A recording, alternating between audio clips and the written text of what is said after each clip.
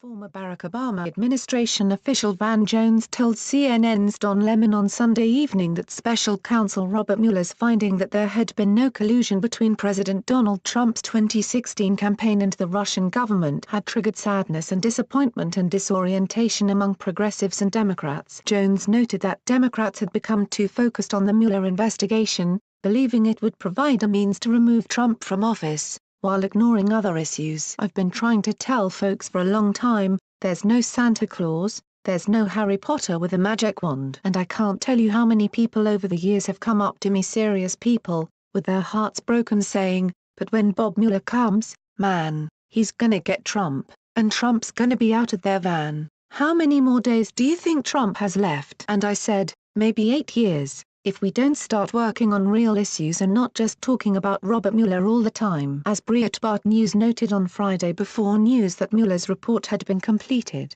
and that there would be no further indictments, the Russia collusion hoax has undermined the new administration and divided the country. But perhaps its worst damage has been to the Democratic Party itself. The party establishment became so obsessed with Trump, Russia, and impeachment that it failed to develop an alternative vision, a set of policies that could compete to provide a better life for ordinary Americans, who are, it turns out, doing better than ever under Trump. Jones described a Democratic Party that essentially wanted Trump to have rigged the election with Russia's help, and hoped the president was a Russian president. The revelation that none of that was true had created a general sense of moral confusion among Democrats, Jones said, and also an inability to understand what the administration has done, without the filter of Russia collusion. "It is good that the president was not up to no good with the Russians," Jones said. "But it's still confusing to people. Why does he kiss up to Russian President Vladimir Putin so much? Why does he want to meet with him by himself? People are confused. Well,